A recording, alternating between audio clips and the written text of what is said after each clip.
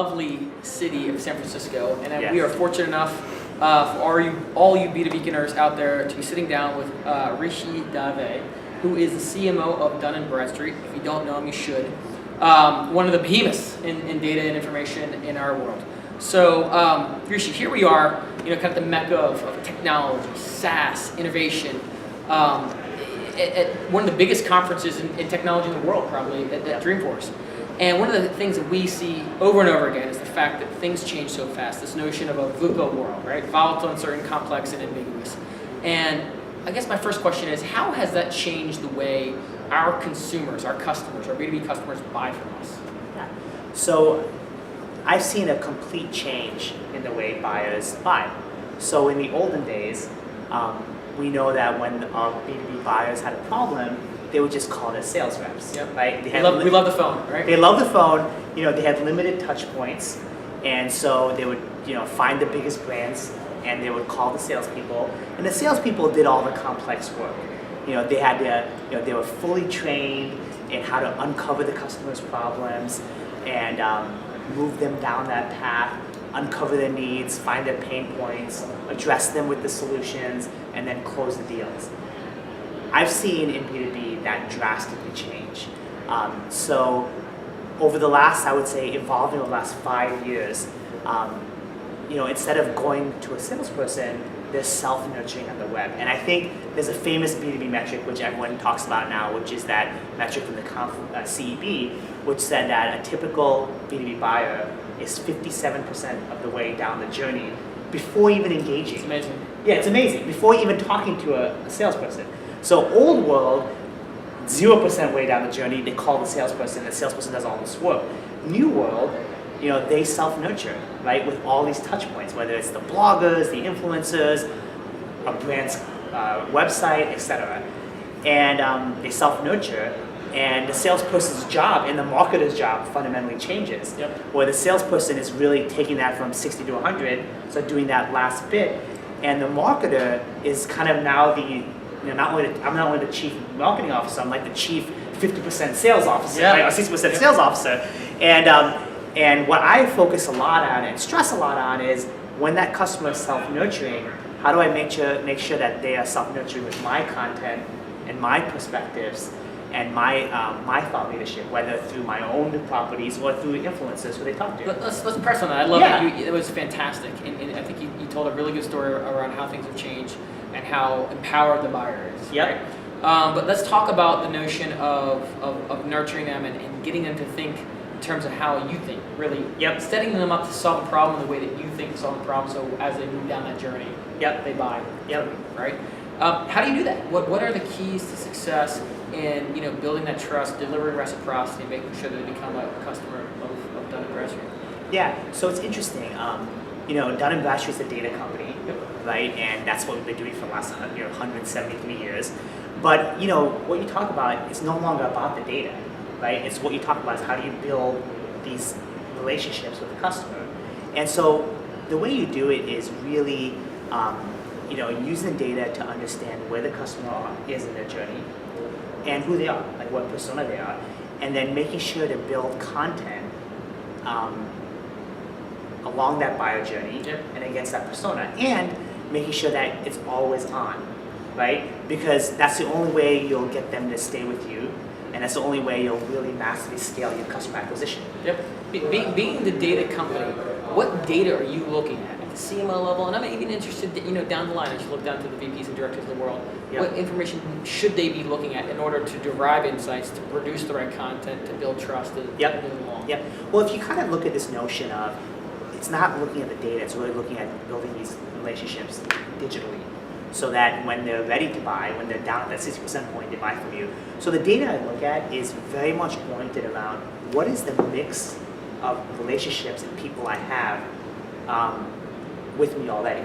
So who is keep coming back on the site, who do I have in my communities, who do I have in my nurture streams, and I make sure that it's the right mix of people based on who I need to target, based on my corporate strategy, based on my financial strategy, based on my product strategy, etc. And I can actually take that and kind of predict out over time who's going to close, when they're going to close, how much they may close for based on my historical data. And so the data I look at the CMO level is very much one of what are the mix of people I have at various stages or in my nurture process, and is it the right mix? And are they going to close at the right time? Can I predict that? And then if it's not, then how do I change that? And I change that by changing the type of content, changing the location, changing the personas, etc. And so, you know, you can go back to your earlier comment about this volatile world. You constantly have to be doing that and making sure that you have the right mix of people in that marketing 60% phase. Well, what do you see when you're opening up dashboards or reports, or someone's coming to you and saying this is what's happening, where you pinpoint something and say this doesn't look like the right mix? Like, what is it? Is it firmographic, demographic, you know, volume? Like, what are you seeing in that data that says there's something in this? Yeah. So you know, clearly I'm looking at the pipeline. Sure. I'm looking at the nurture streams and who's in nurture. I'm looking at based on that and based on my historical data, when do I anticipate they'll close? So I can do that based on the size, the type of content they're looking at, who they are, both kind of industry, person, etc. And so I want to look at all of that so I can make a call on both predicting what's going to happen as well as kind of changing the strategy. Right. So it's kind of like the pipeline, where they are in the various stages. So the number of deals, where they are on the stage, to determine the health of the pipeline. Yeah, that's going to translate to revenue on your behalf. Yeah, and I think a lot about, because we target from the smallest company all the way up to the biggest enterprise. Yep. And so I make sure that we have the right mix there as well. And what I mean by that is that, like, if we have enough, you know, to close the current quarter, then I'm going to be investing a lot in bigger customers for more strategic solutions who may close in later quarters. If I'm at a point, like, you know, at the quarter where I need to close now, then I'm going to start to, you know, turn the transactional machine on and get more transactional customers into the machine. That's kind of what I'm trying to instrument. And you know, I'll be honest, like right now, I took this job 7 months ago. Welcome. Yeah, thank you. And so, you know, so I'm very much in the middle of that transition of taking an organization that was a little bit more traditional and making it very modern. And that's a very exciting transition as well. It's a huge time. So let's talk about that. Yeah, let's talk about it. Yeah. So how do you lay out that roadmap? What's a part of your roadmap as being a data and information company in order to make that transition? That sounds like a really incredibly exciting time. Yeah, it's very exciting. You know, it's interesting. It kind of goes back to the basics, right? I really focus a lot on building that vision for the future of how we're going to interact with the customers. And it's all the stuff that we talk about, you know, the whole content-led inbound marketing. Yep. That's a key part of it.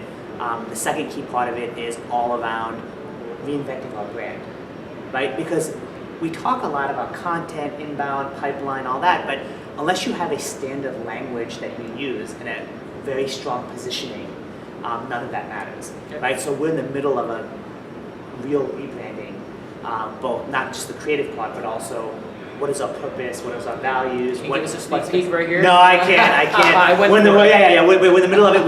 We're working with an agency called Droga 5. Okay. And what's interesting about that, and this will be very interesting for your audience, is this is an agency that never has worked in B2B.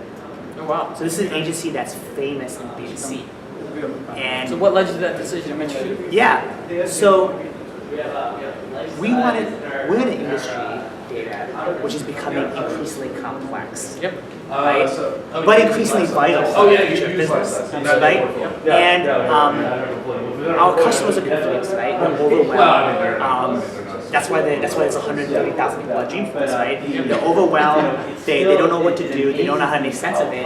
And the conversation in the industry has been the same for many, many years. And so we wanted to bring in a strong C agency that can come in from the outside and use kind of consumer principles to redefine the language and redefine how we talk about the space in a way that's very customer-centric. And that's kind of why we built this agency. And it's funny because, you know, they're like one of the hottest agencies right now.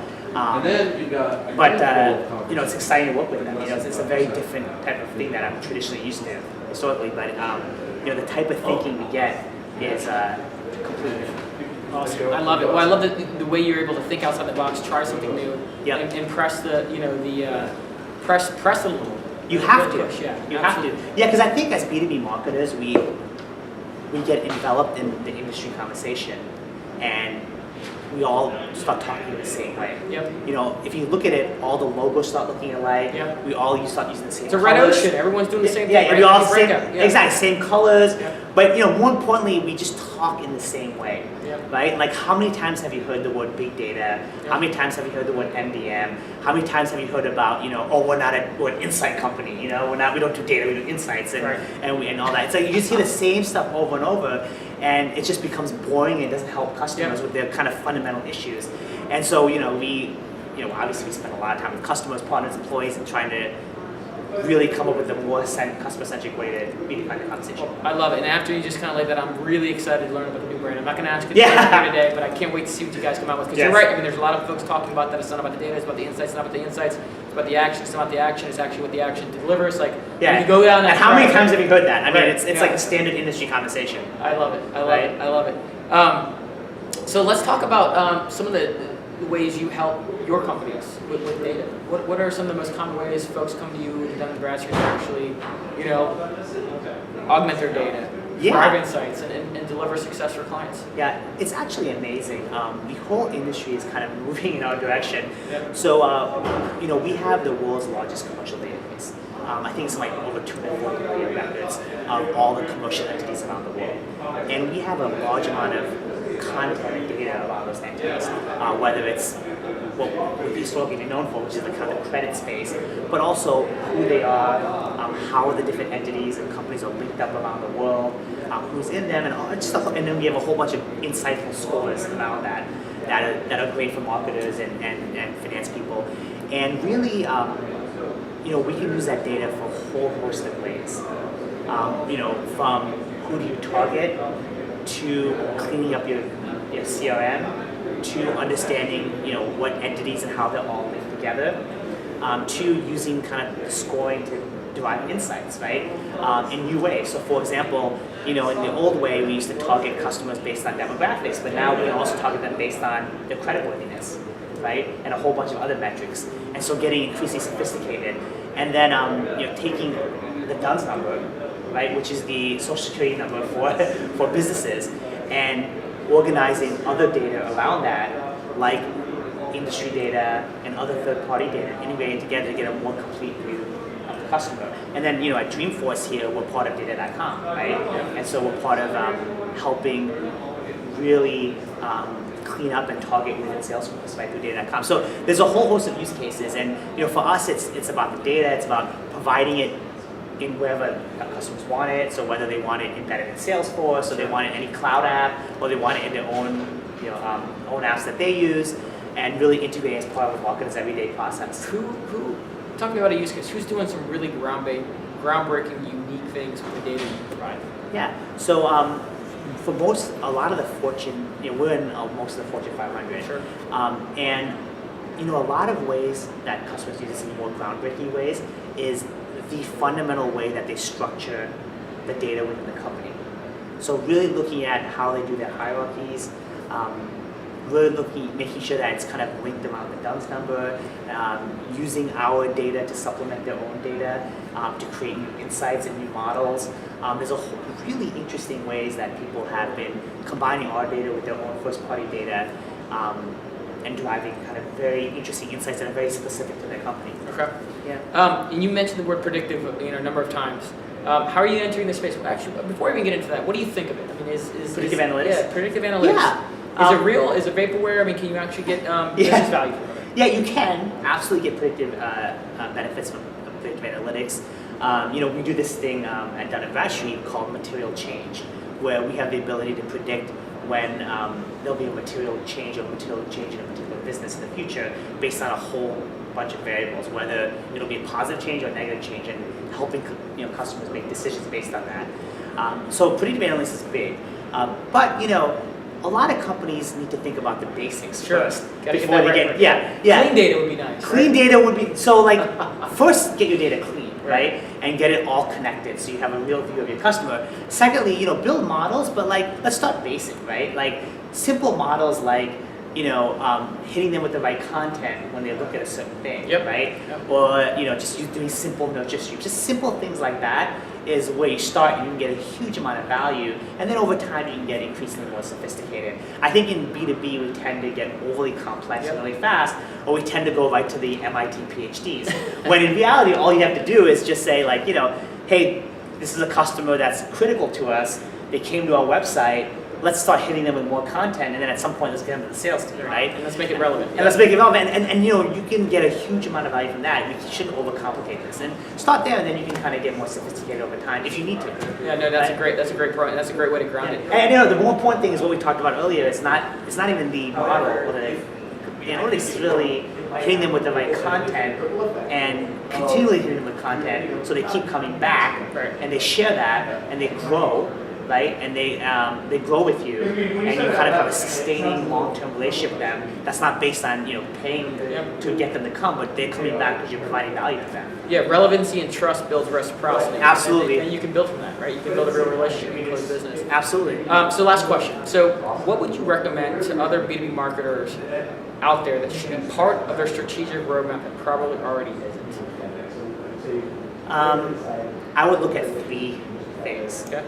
Clearly, technology is a huge component. So making sure that you're working with the right portfolio of technology providers along your whole marketing stack. And we can have a whole conversation around that. That sounds like fun. And there's also a whole conversation on whether it's one or many. Sure. So there's that piece. Secondly is what I just described, the analytics piece. Make sure that the data basics clean, connected, and you have the right trigger models. And then the third thing is content, right? Well, and when I say content, it's such as content experiences, all that, based on what the data is telling you. And then obviously the analytics piece. So I want to make sure that you get those kind of basics right. I think that's the most important thing. Yeah, it's a great reminder for folks actually trying to run a little ahead of their ability at this point, or their organization's capability. How about that? Yeah, absolutely. And there's also kind of a new trend and a new kind of thing that everyone's talking about is the whole agile, right? Yep. Applying the agile product methodology to marketing processes, yep. right? And so that's a whole new thing that's getting a lot of buzz on the web, and it's very interesting. Yeah. Right. Well, it's a very interesting concept. The ability to drive speed, but also test, right? That iterative process, I think, gets you to a better place and actually coming up with the big aha moments. It's been many months to come up with some big marketing campaign and tagline, right? Like your customers. I totally will tell agree. You, your customers will tell you what is the best tagline and the best message. Absolutely. Right? You get it all out there and see Yeah. what works. Yep. I totally agree. And then how do you kind of organize around that, agile Scrum methodology, and to what extent do you do it, right? I think, there's a lot of talk on that, and everyone's studying the agile Scrum product methodology. The big question is, how do you really apply it to marketing? What do you bring over and what do you not bring over? It's a very interesting Yeah, concept. that'd be And great. I don't have the answer, but like that could be a long conversation. That'll as be well. our next segment. How about that? Yeah, exactly. Rishi, this was absolutely fantastic. Truly appreciate your time, and that was very valuable. Thank you so much.